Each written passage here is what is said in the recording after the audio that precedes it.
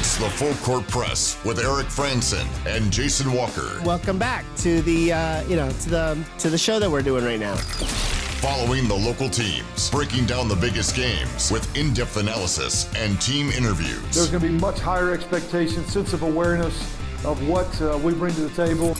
Join the show by calling into 435-752-1069 or text 435-339-0321. It's the Full Court Press. Throws, ends it, caught! Touchdown, did he get it?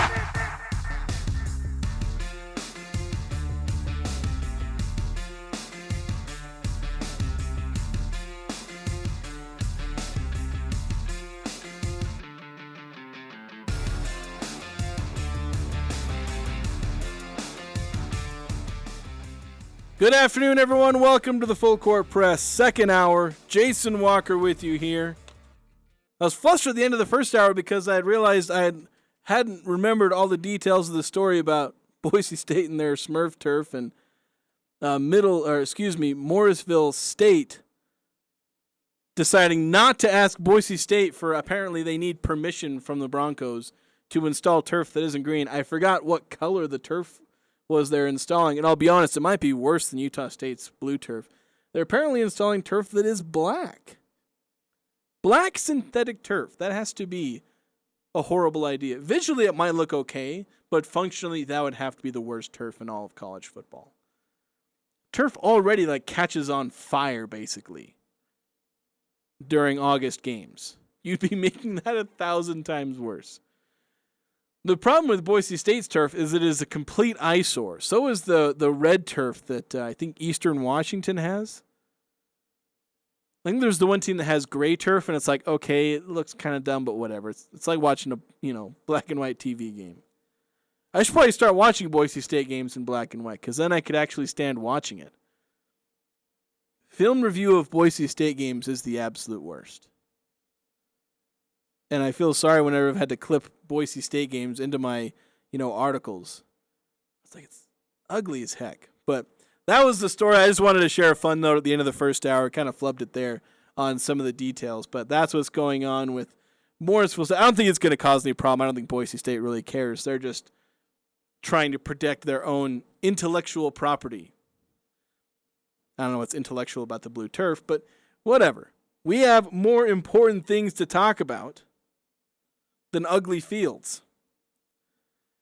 Because Utah State basketball, this is something that I did some deep dives in the summer when they were recruiting, and I kind of tabled thinking about and researching Utah State basketball for a little bit, just because there wasn't as much to dig into, and there were things I had to wait for, like all the other teams' rosters getting set. And today I'm kind of, we had the schedule release, and so we went to it a little bit last week, or I think a week and a half ago. Me and Eric going over Utah State's schedule. What's the, range of wins? What's the schedule difficulty? And that's something I'll be getting more into in terms of written content. I'll be doing some more deep dives, setting the expectations for the Aggie men, and also setting expectations for Utah State women. In their season. But one thing that came out today that got me thinking about the Aggies again was the Almanac, a preview magazine. And, I was looking at their predictions for Utah State, where they think they're going to finish. Mountain West Media Days, they're going to have a Mountain West Media Days for basketball. They're actually going to have it jointly with the West Coast Conference. But that'll be happening in, I think, mid-October. I don't know if they've officially announced it yet, but that's something that they're planning on having. So that's something we'll look into a bit more, obviously, in October is, what, they'll obviously, the Aggies will get picked to finish somewhere in the preseason poll. But this is one of the first standings predictions, one of the first somewhat comprehensive looks at the entire conference. And so I just wanted to talk about, what about Utah State basketball? Where do you think they're going to finish? And looking at where these writers for, I think it's the Field of 68 and a couple of other outlets, let's look at where they have teams finishing in the Mountain West. And I largely agree, I think, with this order of finish. If I were to put one out, I think there's a few differences out, a few changes I would make, at least right now. But, the top 2 or 3 teams, pretty obvious. So San Diego State, they're picked to finish at the top. They're losing a couple of players, Matt Bradley, Nathan Mensah, a couple of, big pieces of that team, but they were always about their depth anyway. So losing 1 or 2 players isn't that big of a deal, especially with the way they're typically able to reload anyway.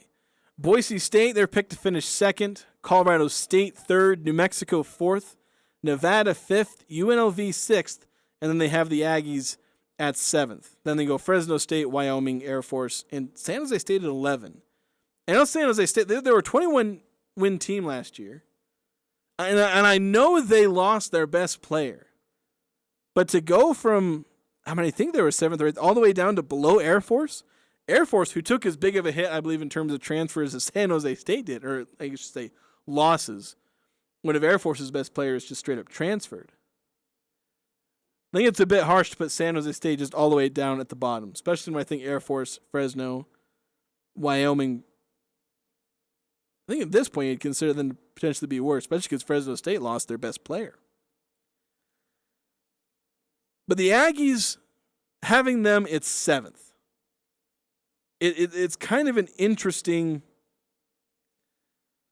It's kind of interesting trying to place the Aggies anywhere, because there's a couple of problems with predicting Utah State, and also problems with trying to project Utah State to be higher than 5th or 6th. The first problem is obviously that we don't really have any clue who the Aggies are. What we know about Utah State is all wrapped up into who we think every individual player is and every coach. We know a little bit of who Danny Sprinkle is when he was at Montana State. We know he was a good coach there. He coached some really good players, brought in some really good guys at Montana State. We know who Darius Brown is. We know who Great Osbar is.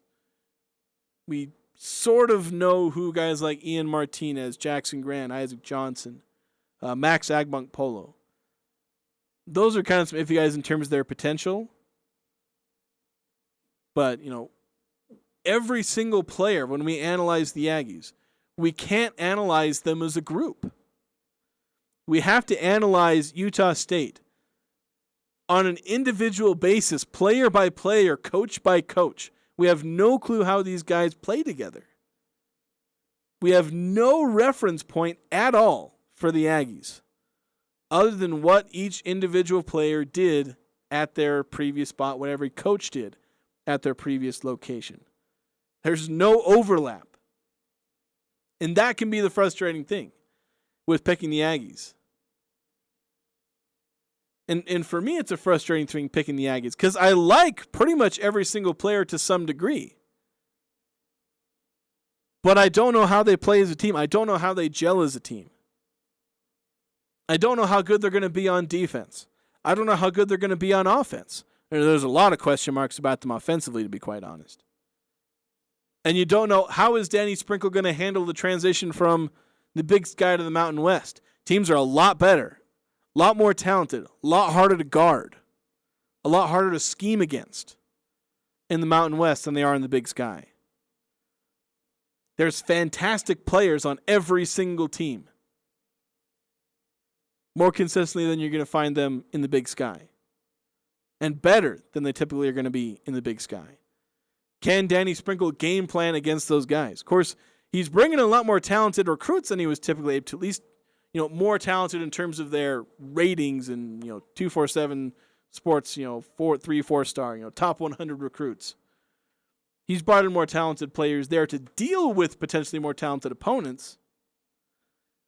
But again, the issue with the Aggies is they're a team it's a cobbled together team. A lot of their impact players are guys who are reclamation projects or guys who need to have breakout seasons to prove they're going to be worth anything. Great Osbar. He has to have a breakout season for the Aggies to be good. Darius Brown has to keep playing at a high level. Josh Udije, I'd have to say, has to have a breakout season to play better. Max Agwong-Polo has to have a breakout. The first great season of his career.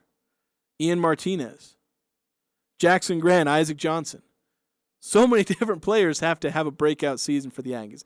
And that's just one of the things that when you're trying to predict, like, how many of these players, because you think one of them has a breakout, but how many of them, if they all have a breakout season, the Aggies are the best team in the Mountain West. If none of them do, they're the worst team in the Mountain West, or one of the worst teams. And that's where you have this variation with Utah State, and it just makes them so incredibly difficult to pick. Because every player, every coach has a range 0 to 10 on how good or great they could be this year. And that kind of translates to what you think of Utah State. You think they're either going to be horrible or really good. And around here, Aggie fans are really optimistic, and I'm fairly optimistic. Like, I talk about Utah State's floor being 17 wins. And for a team that doesn't return a single point scored, they return like 5 rebounds, no assists. In terms of overall production, they return essentially nothing in every stat. Putting the floor at 17 wins is probably generous on my part. And of course, I put the ceiling at about 21 wins. And so when you look at where the Almanac, these writers are putting Utah State, they put them at 7th. And if you look at the range I'm giving them, 17 wins to 21 wins. That's not including the Mountain West tournament. And in that sense, I'd probably say the range is 17 to 23. Because if they're a team that can win 21 games, I think that's a team that could win a couple of games in the Mountain West tournament. They could win at least 2. So that's probably technically the full range. And so I guess it would be like 17 and 14 to 23 and 10. If you include the Mountain West tournament. And if you look at previous seasons, where would that place the Aggies in the standings? Well, it would place them anywhere between, and I mean, if you look at their conference record as well, I should note, with a 17 and 13 to 21 and 9, a conference record would probably sit somewhere around 8 and 10 to 12 and 6. And so if we're working with that range, that's the range that I've kind of given to the Aggies, where I think they're probably going to finish. That would put the Aggies between about 4th and 7th. So 4th on the high end, 7th on the low end. So it's interesting that, from a more national outlet, national writers, they picked the Aggies to be 7th. But I would say the floor of these Aggies is 7th or 8th. That's if they do bad. If they finish 7th or 8th, to me, I feel like there's going to be notable disappointment. Even with a lot of built-in excuses about transfers, new coach, and all that. There's a lot of built-in excuses that could easily give Danny Sprinkle just a complete pass on his first year. But I think that's the floor is 7th or 8th. And honestly, right now, with where everyone is at, I'd probably pick the Aggies to finish 6th. And it would just depend on, because I think they're going to be better than UNLV. I think UNLV was kind of iffy last year, and they lost some good players. And so I think you'd move the Aggies up to 6th. But the problem is at that point, every team in their top 5, when you look at their program, they're either just as good as they were last year, in terms of maybe they lost some guys, but they replaced others. San Diego State, they lost some guys, but they replaced them with some good players. Boise State, they do lose some guys, but they're bringing in other talented guys, and they have other talented guys returning. Tyson Degenhart and others. They should be a good team. Colorado State, they're probably the biggest jumper. That's because they get Isaiah Stevens back. They're bringing in some great players. They're not going to be as injured as they were last season. At least you would hope. If you're Colorado State, they won't be as injured. So Colorado State, they are getting a ton better, or at least with health, and they've also added a really good, I think it was either Division II or JUCO player to their roster at forward. So Colorado State's getting much better. They went 15-18 last season, but I think they're going to make a jump into that top 4 or 5. New Mexico, they're retaining several of their best guys. They are losing Morris Udeze, but they're keeping their incredibly dynamic backcourt. Adding another great, Jamaro Baker, who's the Fresno State, great player. They're adding him. So New Mexico's getting better. Nevada, they lost Will Baker, but they're adding some quality transfers. They keep, some of their best players, Jared Lucas, and a couple other key versatile players.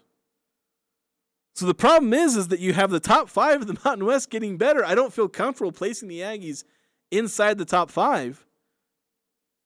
And this is the other problem with trying to project the Aggies, at least as far as trying to project them high, is I don't know who the Aggies are. And when I look, at least on paper, the Mountain West is getting better at the top end. At least overall. I don't think, the 2 best teams, San Diego State and Boise State, I don't think they're necessarily getting better, but they're at least staying the same. And Colorado State, New Mexico, and Nevada are all getting better. Utah State, I don't think they got better. Maybe they did, maybe they didn't. I couldn't tell you. There's so little that you can tell about these Aggies right now. I think UNLV got slightly worse. Fresno State got worse. Wyoming, you'd have to think they get better. There's really only one way for them to go. I think Air Force got worse and San Jose State got worse. So I think the Aggies can be safely in the middle. But there's a lot of work for them to do if they want to finish in the top 4, top 5. It's just an incredibly tough thing to try and project. And so I won't be surprised at all to see the Aggies picked to finish 7th by pretty much everybody. Maybe 6th, depending on what they think of UNLV. And I think with UNLV, they at least have some players returning. And so a lot of people are going to see Utah State returning nobody. And so Utah State's probably going to be picked to finish 7th ahead of teams that are expected to finish toward the bottom, like Fresno State, Wyoming, Air Force, San Jose State. But well behind a lot of teams that have a lot more returning and have the consistency. Utah State being picked to finish 7th, despite losing everybody, is a testament to the consistency of that program and some of the talent that they were able to bring in. But it's just so hard to see anybody, when the Mountain West preseason poll comes out, Aggies are probably going to be 7th, maybe even 8th. We'll see. Going to the text line, 7994 says, I agree there are too many variables to accurately predict the performance of the Aggie basketball team. I am excited for this season. However, the pessimistic side of me says the team finishes at 8 or 9 in the conference. The optimistic side predicts we finish at 2nd or 3rd. Reality says we finish around 5th or 6th. I think that's a fair take. There is a world in which this team could finish, in any of those ranges. If none of the players that are brought in that are these, former top 100 recruits, this team's got like 3 or 4 former top 100 recruits that didn't pan out wherever they were at before. If none of them pan out, at Utah State, the Aggies are in deep trouble because they'd be propped up by former Big Sky, a couple of former Big Sky stars, a guy who was playing at Coastal Carolina, and a bunch of young players. And that's a team that would finish at 8th or 9th in the Mountain West. Mountain West is too good for a team of underperforming former, top 100 recruits. Now, if they were to revitalize their career, the Aggies have the talent. There is enough talent on this team to put them 2nd or 3rd. Heck, I'd say even 1st is in play.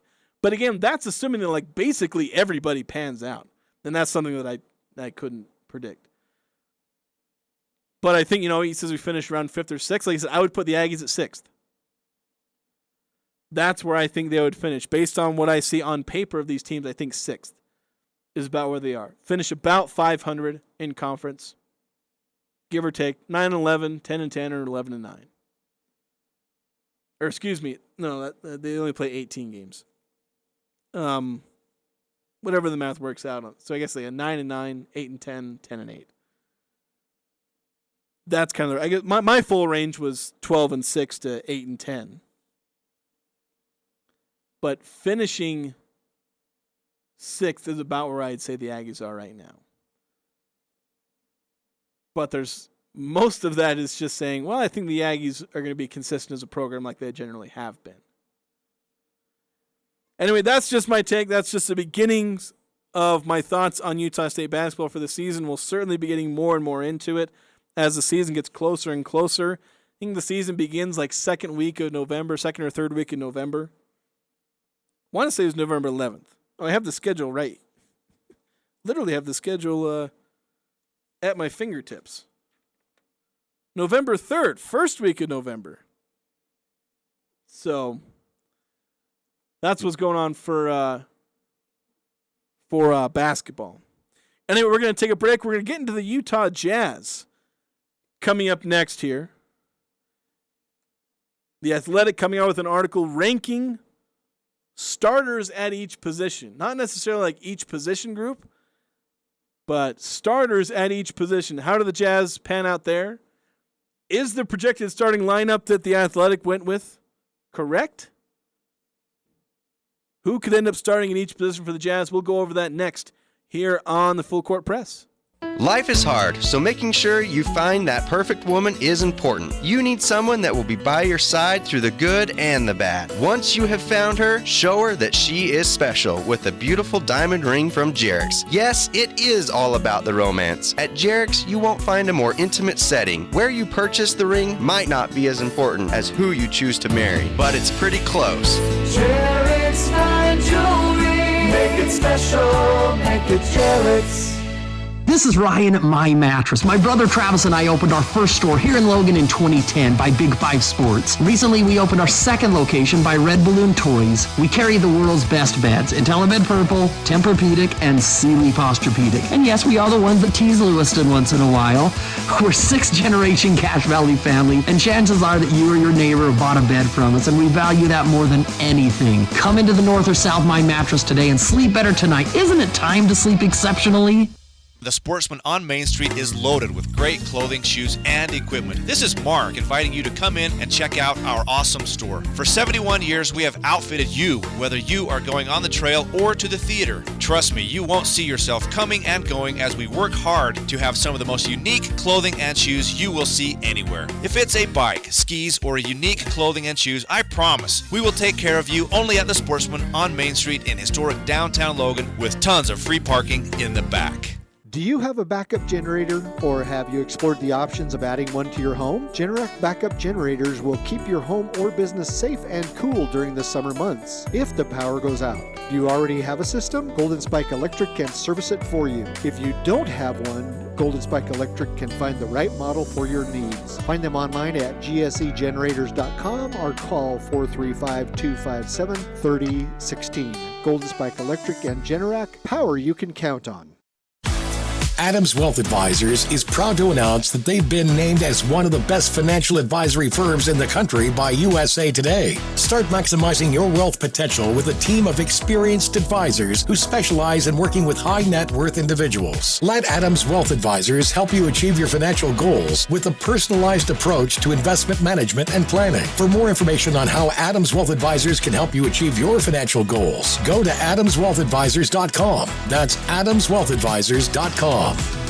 Saturday on Compass Media Network's coverage of NCAA football. SEC action heats up with a battle in the SEC West as the Texas A&M Aggies host the Auburn Tigers. Hi, it's Greg Daniels. Join Chad Brown and me for all the action as these two Blue Bloods get their first taste of conference action. The 12th man will be rocking, but War Eagle is set to soar. It's Texas A&M and Auburn. If it's NCAA football, it's right here. Pregame begins Saturday at 9:30 on Sports Talk Radio, 106.9 FM, 1390 AM, The Fan. Spend less time at the post office. With Formax and Mint mailing systems from Les Olson IT, you can quickly, accurately, and easily process your outgoing mail and even save on postage. Fold your documents, stuff and seal your envelopes, print addresses, weigh and measure to apply proper postage, all with the click of a button. With multiple model options available, you're sure to find a Formax solution and Mint mailing device that perfectly fits your business needs. Les Olson IT. Bees Beezer Lock and Key specializes in securing your world with their expertise in locks, keys, and hardware. Every aspect of their services is meticulously tailored to ensure your safety. They offer a vast selection of hardware brands and access control options, along with custom master key systems. With Beezer Lock and Key, you have control of your facility's access 24/7. For 28 years, Beezer has provided top-notch security solutions that stand unmatched in the industry. Visit 4th North, 1st West in Logan, or go to beezerlock.com to discover more. They never could play it, but they sure can talk about it. Eric Franson and Jason Walker on the Full Court Press.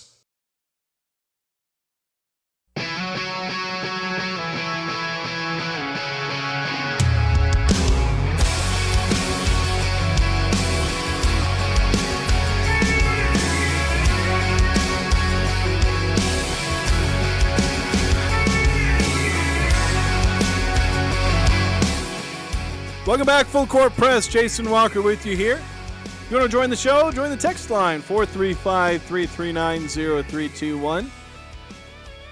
5879 asks on the text line, Jason, do you think the elevation will affect James Madison? I think the answer is it kind of has to. Like, elevation usually will impact teams. And I think especially, one of the things I think it's great about Utah State with how they play is they play fast and they're playing at elevation. I'm like, they're not at the highest elevation in college football. But the Aggies play fast and play at elevation. And I think that's something that can give the Aggies the edge. I mean, I was having a chat yesterday, with my brother. I was just talking about playing, they need to play well in the first quarter. The Aggies need to play well in the first quarter. That's something that they have to do. If they don't play well in the first quarter, they're going to end up just playing themselves out of this game.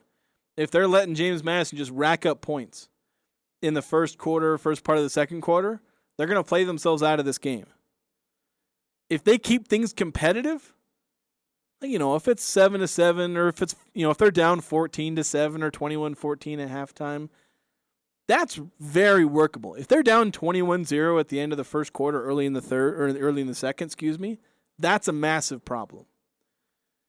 But if the Aggies are within striking distance or tied, or better yet, even ahead, they could very well end up dominating in the second half, partly because of their pace, partly because of their elevation, and kind of a combination of both. And I think certainly that's one factor. It's not going to win or lose the game for the Aggies. In this case, it's not going to win them the game, because obviously it can only be an advantage playing at altitude versus James Madison not playing at altitude. It's an advantage that the Aggies should try and take advantage of. And I think they could. But they have to play well in the first quarter. They have to start strong. They can't rely on that. So I think James Madison will struggle, like a lot of teams struggle, with the pace. And the pace combined with elevation, it's only going to make it worse for them. So I think that'll certainly be a factor. But moving into another topic, we've bounced around from college football, talked about potential realignment into a promotion relegation system for the Mountain West and the Pac-12. Talked about Utah State basketball. So let's talk a little Utah Jazz. Although another text coming in, we're going to hold that off. 2776. He's asking, any chance James Madison will struggle with the dry heat in Utah? Hopefully some severe cases of eczema. I don't know if the dry heat will cause any problems. I don't even think it's going to be that hot this Saturday. I think if anything, it'll just be the elevation. All right, Utah Jazz. Unless you guys keep distracting me on the text line, which is fine. I don't mind being distracted all by the text line. It helps me out. I had a lot more topics planned for today. Some that I was going to have to stretch out for a while, but ended up talking that whole first hour about realignment, which of course is what we talk about here on this college realignment and expansion show.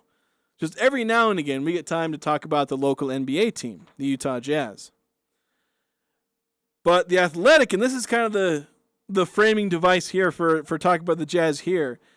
The Athletic came out, they had these basically, I want to call them position rankings, but they're not position rankings because they're only ranking the players that the writer believes are going to be starters for the team. So there's only 30 in each one. And obviously, someone could be a top 30 point guard but not be a starter, like Chris Paul. Because Steph Curry is ranked as the top point guard. Chris Paul is not on the top 30. I think he would be a top 30 point guard, but he's the backup. So it's kind of weird. So that's why I can't call these positional rankings, but they're basically starter rankings for each position. And so let's kind of go through where the Jazz are, where each of their players are, which players we think are there some of these players that are projected as starters that we don't think will be? Are there guys that are overrated, underrated? Where do we think they'll all be? So let's start at point guard, and this is it's the one case where we're actually not 100% sure who the starter is for the Jazz. I think who got picked is certainly not a bad guess. And if I had to guess, I'd probably go with this player as well, and that's Talon Horton-Tucker. Excuse me. I'm dying over here. Talon Horton-Tucker is the projected starter by the author here. 29th out of 30. The only starter he's projected to be better than is Ayo Dosunmu. And I butchered that name. I'm sorry. He's the Chicago Bulls starter, former second-round pick. Kind of really broke out. He's been kind of an underrated, good player for a guy who was kind of an early to mid second-round pick. So Talon Horton-Tucker, the 29th best starting point guard in the league, and I don't think that's too far off. I think the main problem with Talon Horton-Tucker is that he's not really a point guard, but he's going to be played as a point guard. And that's certainly why I'm sure when they came to the Jazz, like starting at point guard, it's like, oh my gosh, who are they going to start at point guard? Because it's Talon Horton-Tucker, Colin Sexton, Keontae George, and I think I'm forgetting somebody else. But like those are the guys you're looking at. I think Jordan Clarkson sometimes gets thrown around as a potential starting point guard. But again, it's like the Jazz basically have a collection of players who are all shooting guards by the type of player they are, and they're just going to throw them in there, and someone's going to kind of technically be the point guard. So it makes some sense that Talon Horton-Tucker would be ranked pretty low as far as who they are as a point guard. How good is he as a point guard? Maybe you could argue that he's better than Dennis Schroeder, who's at 28th. Kyle Lowry, who obviously at his peak is much better than 26, but he's getting older now. So that's where, a point guard of the Jazz, it's a question whether or not Talon Horton-Tucker, he might be the game one starter, but certainly looking at Keontae George to maybe take over that spot. You're almost hoping for a remix of Donovan Mitchell's rookie year, where he showed promise in Summer League, and then he didn't begin the year as a starter, but he then became a starter because he had to, because of how well he was playing. But moving on to shooting guard, and this is one where I think initially I was like almost angry at where Jordan Clarkson got placed. He got placed at 25th. I was like, there's no way Jordan Clarkson is 25th best shooting guard. And looking at some advanced stats, I think you could probably argue that maybe. But is Jordan Clarkson better than Anthony Simons, Jaden Ivey, Spencer Dinwiddie, Jordan Poole, Quentin Grimes, Kentavious Caldwell-Pope? There's maybe an argument that he could be better than one or most of those players. But it just feels like saying Jordan Clark's like 25th best starting shooting guard. That feels like a slap in the face. But I think the issue is that there's just a lot of really good shooting guards.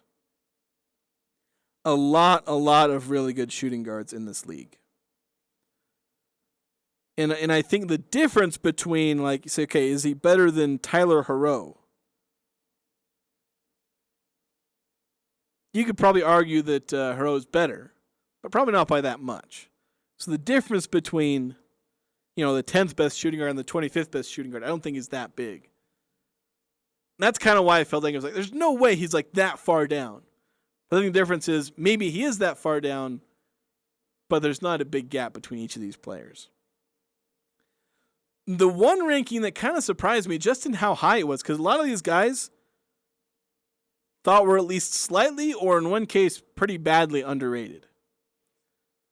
In this case, I'm surprised that Lauri Markkanen got put as high as he did at small forward, ranked as the 6th best starting small forward in the league. That certainly surprised me. And when I put him at 6 and I look at the 5 guys ahead of him, I'm like, yeah, I'm not putting him ahead of any of them. I'm not putting him ahead of Jason Tatum, LeBron James, Kawhi Leonard, Kevin Durant, or Jimmy Butler. I ain't doing that. I ain't putting him ahead of any of those guys. I'm almost surprised that he didn't end up behind DeMar DeRozan, Brandon Ingram, OG Anunoby, Andrew Wiggins, some of these other guys. Just, Lauri Markkanen, put at 6, highly regarded here. And so I'm perfectly fine with him being the 6th best small forward out of all these players. So that one I was obviously perfectly satisfied with. Power forward, John Collins, the projected power forward, according to this, coming in at 18th. And, where John Collins is, he's in the middle of a bunch of role players. Aaron Gordon, Jalen Williams, P.J. Washington, Cam Johnson, Keegan Murray, Sadiq Bey. I know Keegan Murray is supposed to be eventually more than a role player, but still pretty young. And this is probably the one player that I'd say has the biggest chance to jump, because Talon Horton Tucker, Jordan Clarkson, they're going to about stay where they are in terms of relative to other players. Horton Tucker pretty much is who he is at this point. Jordan Clarkson, he's on the wrong side of 30. Lauri Markkanen's not climbing any higher. I don't think he's overtaking Jimmy Butler and Kevin Durant anytime soon. John Collins, if he has, he's on the watch list to have a Lauri Markkanen type revival. Maybe not to the same degree, but he's the guy who could revive himself to like a almost 20-10. Or a 20-10 type production. I think he can get 20 points and 10 rebounds, mostly the rebounds, because he'll be playing next to Walker Kessler and Lauri Markkanen, who are both rebounding machines.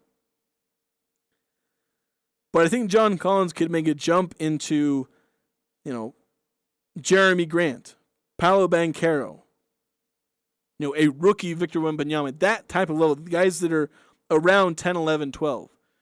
Jump into being a top 10 power forward. Because I'm curious that Wembanyama is listed as the starting power forward for the Spurs. Of course, they could start him anywhere from small forward to center. So I think John Collins has the biggest chance to jump from where he is. He's justified in being where he's at. If I were to pick where he's at, that's about the range I'd be looking at. I think John Collins has the best chance to jump from 18 to much higher. Much in the same way that Lauri Markkanen, he would have been picked to finish probably in the 20-ish range. Last year among starting small forwards, or he's starting power forward, I think is where he was at the beginning of the year. But now he's all the way the 6th best small forward in the league. Obviously a massive jump and what won him most improved player. Looking at center and the player that I think is most criminally underrated, I'm probably a huge Walker Kessler stan, but he is rated as the 21st center, which I feel like that's just prejudice against a guy who is a rim protector and rim runner. Because, I don't know, just like, you look at his impact. The advanced stats, mind you, I don't want to place everything on advanced stats, but a lot of those advanced stats have Walker Kessler as a top 10 center in terms of his impact. His defensive impact, and his incredible efficiency around the rim and finishing. And I know he's not a creator, and that's probably the biggest problem. He doesn't really create for himself or others. And that's the biggest, downfall for him as far as his reputation. His impact is there, but people don't really notice, and they don't see it on the stat sheet. And they don't see it in the highlight reels. But I think that he can be better than Alperen Sengun, who I know a lot of people like Alperen Sengun. I'm actually one of them. I like his style. But Walker Kessler is going to have a better impact than Ivica Zubac. Alperen Sengun, probably better than an aging Jonas Valanciunas, better than Clint Capella and Kevon Looney. Like, Walker Kessler is going to have a great impact as an incredibly efficient rim roller and an incredibly impactful rim protector. So placing him as the 21st ranked center, and there's some dang good centers. Obviously, he's not anywhere in the same league as a Nikola Jokic, Joel Embiid, Domantas Sabonis, Bam Adebayo, Brook Lopez, even Rudy Gobert in a down year. Still obviously an incredibly impactful player. But Walker Kessler not getting the respect he deserves in this ranking. So looking at the Jazz, like how good do you think this starting lineup is? If they rolled with Talon Horton-Tucker, Jordan Clarkson, Lauri Markkanen, John Collins, Walker Kessler, how good of a starting lineup is that? Is it versatile enough for a modern NBA? Like what are the strengths and weaknesses? Let me know your thoughts. 435-339-0321. We're going to take a break. We'll go back to the text line. Probably talk a little bit. The text line wants to go back talking about James Madison, Utah State. So I may end up drifting into that. I guess we'll probably talk a little bit about the opening line for this game was pretty close, and it's drifted significantly for one of the teams. You can probably guess which. But as we'll talk about James Madison, Utah State, just where bettors think this game is going, or at least I guess you say Vegas. We'll talk about that next here on the Full Court Press. The advocates care about your cycling accident and have attorneys who are fellow riders. They understand the risk you face when you ride, and they want to see you get back on your bike and out on the road. If you were hit while enjoying a leisurely ride or training for the next big cycling race, the Advocates Injury Attorneys can help. We are available 24/7, and we don't get paid unless we win your case. Chat anytime at utahadvocates.com or call 801-355-5550 today. Cyclists deserve an advocate. Fall is in the air and it's getting colder. Make sure your vehicle is well maintained. Valvoline Instant Oil Change in Logan across from Aggies can help. As the weather turns colder, your car needs more babying and an oil change is easy. They'll change your oil and also check other fluid levels and replace your air filters if needed. The best thing, you can stay in your car while their trained professionals service your vehicle. Valvoline Instant Oil Change, 695 North Main, open 7 days a week. Clean it up and get it out this fall. Don't wait another winter. Let DD Auto and Salvage pay you for that junk vehicle. DD Auto and Salvage makes it so easy and fast to get rid of your junker vehicles by paying you the most money possible. Pickup is available. If you have metal, DD Auto and Salvage in Logan want to pay you today. Search DD Auto and Salvage today or call 787-1204. That's 787-1204. See store for details. For our military families, Americans can show appreciation through education. Because of you, I will walk across the stage.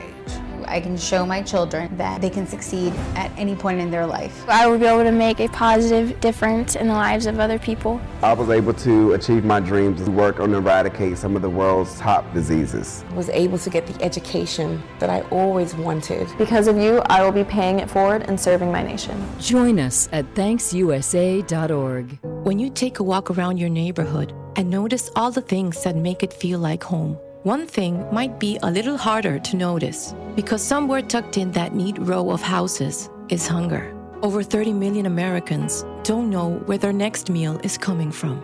At Albertsons Companies and Safeway Foundations, we are on a mission to provide 1 billion meals by 2030 because everyone should be welcome at the table. Learn more at nourishingneighbors.com. Let's break the cycle of hunger together. Learning your child has cancer causes an emotional and financial crisis. Often, the best place for treatment is far from home. But with the help of the National Children's Cancer Society, children battling cancer can get to life-saving treatment, whether it's across town or across the country. To learn how we give families hope and give their children the best shot at survival, visit thenccs.org. That's THENCCS.org. Because no family should go through childhood cancer alone. The Full Court Press on Sports Talk Radio, 106.9 FM, 1390 AM. The Fan.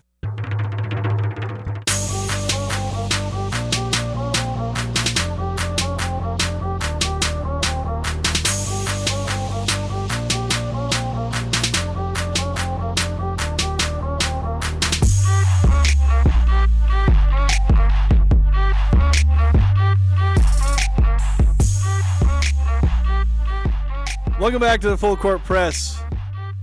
Jason Walker with you here. 9315 texting in. Can we prank Eric again? It was great last time. Trying to remember, what was the prank? I think it was something about tweeting like something's gone wrong, or I can't remember exactly. I feel like I vaguely remember that we did something involving like saying something was going wrong with the show or something like that, but I can't remember the details. You might have to remind me 9 through 5. We can try and prank him. Have something funny, a little kid, but don't be too mean about the prank. I don't like being mean with pranks. Just something fun and lighthearted. Staying with the text line, 5879. Talking about James Madison. He said James Madison looked bad against Troy, and Troy sucks. He also says ESPN's FPI gives USU a 58% chance of winning this game. It's kind of interesting because James Madison, and I'll probably get into this in much more detail on a prediction Thursday. Go through some of the predictions I've seen. But one thing I can go over right now is I know Eric Franson tweeted this out, is that the line opened at 2 points in favor of James Madison. And I checked it just over the break on ESPN. Mind you, it's two different sources, so I think it was like, this one says like Circa Sports. They had the Aggies opening as a 2-point underdog at home. It's already pretty significant. On ESPN, the line they gave, which I think is from some major casino, is they have James Madison as a 6.5-point favorite. And so it's actually kind of interesting. Of course, mind you, the line they're pulling from isn't what their FPI is talking about. It's two different methods of prediction. Vegas saying James Madison a 6.5-point favorite. ESPN actually favoring the Aggies at home. And the point about James Madison, how they looked against Troy. So Troy, not super high in any rankings. I haven't double-checked where they are, but I know Virginia's down kind of where Utah State is, actually. I think they're in the high 90s in ESPN's SP+. I don't think Troy's super high either. Virginia's 0-3, so like James Madison beating a Power 5 team, in Virginia. Oh, they beat them by 1 on the road. A Virginia team that's now 0-3. Troy is 1-2. So, and actually the thing is, in terms of strength of schedule, and James Madison's other opponent was Bucknell, a non-FBS team. So James Madison, according to Sports Reference, who run kind of a quick and dirty strength of schedule calculation they have on their website, they rank James Madison as actually having the easiest strength of schedule in FBS. 133rd out of 133 in terms of, one being the hardest schedule, 133rd being the weakest. They have James Madison as the easiest strength of schedule. Now, that's just one metric. But I'd imagine a lot of other metrics would be similar. So James Madison are undefeated, and that will pretty much be the headliner of my preview that comes out later tonight or tomorrow. That James Madison are undefeated. They are, I think, a good team. And I think they're going to be a good challenge. There are real challenges, and this is a very losable game for the Aggies. And I'm still somewhat undecided as to whether or not I'm going to stay with my preseason prediction of the Aggies winning this game. Because right now I'm starting to enter the mode of not going to predict the Aggies to win until they prove to me they can win. So this is a very losable game, but it is a very winnable game. There are a lot of reasons the Aggies can win this game. We talked earlier about how elevation and Aggies' pace of play could be a factor. James Madison, they've played a weak schedule. There are very good reasons to predict that the Aggies will win this game. But there are still a lot of questions about this Aggie team. We'll find out more about that on Saturday. You'll find out more about what I think on Thursday, a prediction Thursday. We'll be going over. Hopefully I'll be able to have I'm going to see if I can find a guest host for Thursday and Friday.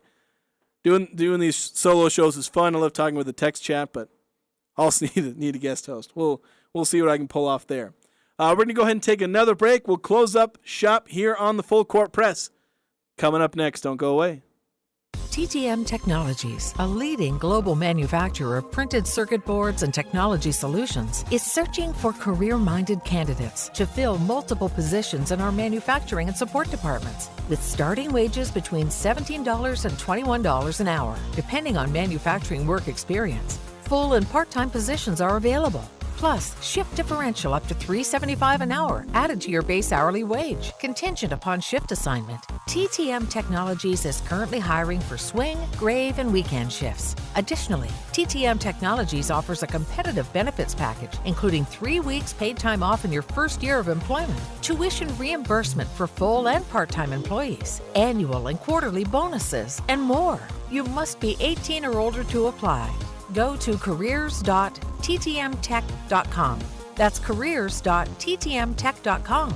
Equal opportunity employer. Box Elder residents, the state's wood stove conversion assistance program is coming to you October 16th. Sign up right away as funds will be gone quickly. Advanced Fireplace and Stove in Logan can help you replace your old, outdated wood fireplace and get a rebate of up to $4,300. Advanced Fireplace and Stove is Best of Northern Utah winner in the fireplace category and an authorized vendor for this program. They have rebates of up to $100 from Heat and Glow gas fireplaces or $300 from Quadrifire pellet and wood stoves. Advanced Fireplace and Stove. Online, advancedfireplaceandstove.com. You know you recognize that song. I'm talking to you, class of 1976. Hi, this is Rusty Allen with LSS Insurance, and turning 65 means it's time to talk Medicare. LSS is here to help. Call 752-9493 for help with Medicare. As your local agent, we will research benefits, costs, and look up prescriptions so there aren't any surprises at the pharmacy. Call LSS at 752-9493. Prodigy Brewing is celebrating fall in the air. Kids are back at school, USU students are on campus, and weekends are for football. At Prodigy Brewing, you'll find something to satisfy everyone's tastes. Juicy burgers, sizzling wood-fired pizzas, tasty salads, and a kids menu. Don't forget, September 23rd is the Giant Pumpkin Festival on Center Street. Stop by Prodigy Brewing for a quick, delicious lunch or grab a tasty Prodigy Brew in the beer garden. Voted best craft beer and bar and grill in northern Utah. Prodigy Brewing on Center Street in downtown Logan. Extraordinary service and family friendly.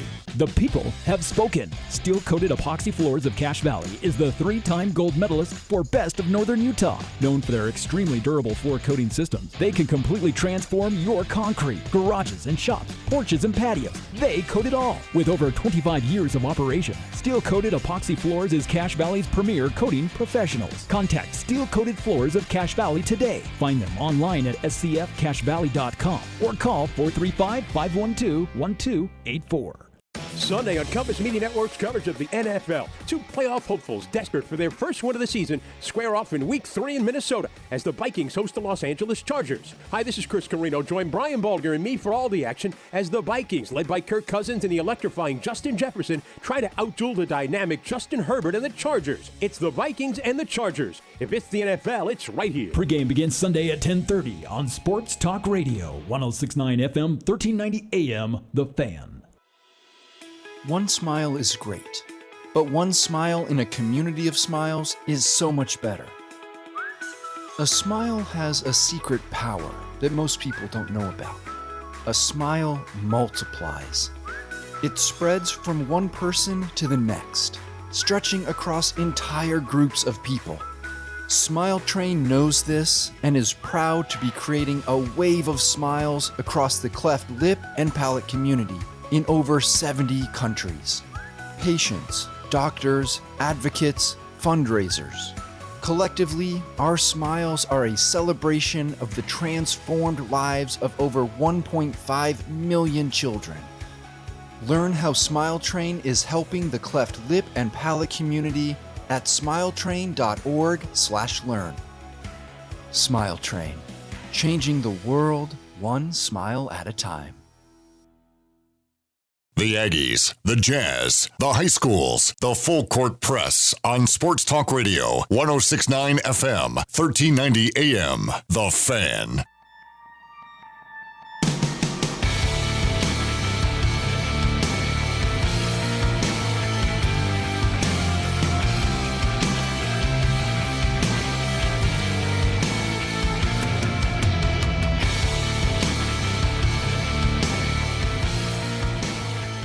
Closing up shop here on the full court press.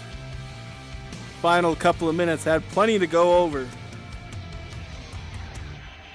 Jazz, Utah State basketball, football, a little bit Utah State football. I wasn't planning to talk about them too much today, but certainly some things to talk about. We'll get deep dive into predictions and a lot of stuff for tomorrow with what I think will happen, or at least what I'm looking for. I don't know if I can predict the Aggies anymore. This week I've reset myself kind of back to